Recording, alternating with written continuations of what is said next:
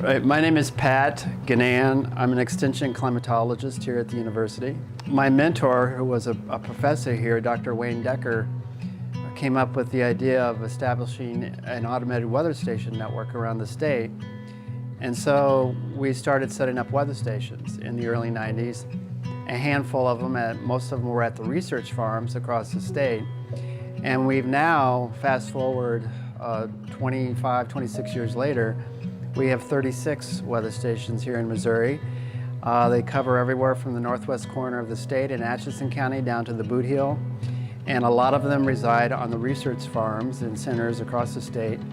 Most of the stations now, they update every 5 minutes. We provide real-time conditions.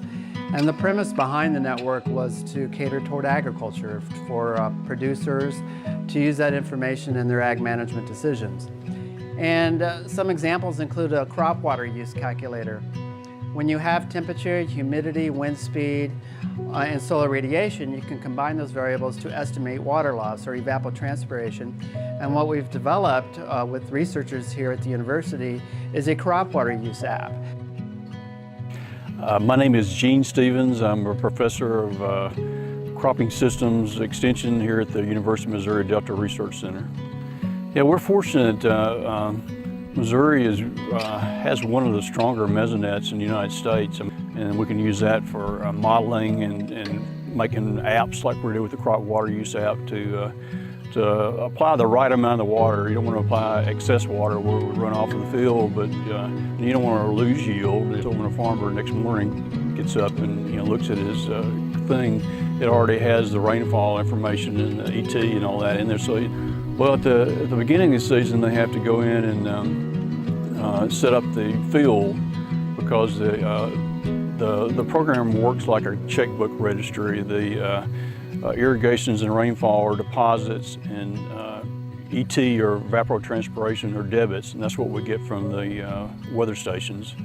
But we also use temperature from the weather station to predict crop growth stage, which we use a multiplier based on the crop growth stage with that ET from the weather station to say how much water use we're getting from the crop that day.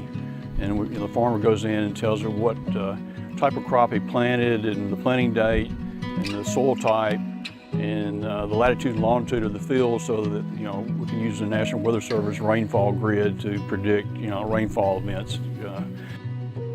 But we have it set up where they can bookmark it on their phone, and they don't have to, every time they don't have to go back in and enter in the password. And if they have like say the farmer has a lot of wells and he has a lot of laborers that he sends out to irrigate, he can share that bookmark with them and they can put it on their phone, so when they're actually make the water application, then they can enter it in there. So it can be used either on your desktop or your cell phone or both. But the main thing is they're putting the irrigation on when they need it, and they're not putting it on when they don't need it. And they've told me that the timing is a critical thing, and that's the way it is with any inputs. We're talking about fertilizer or water or anything, as far as we have to manage it, be good stewards of the land.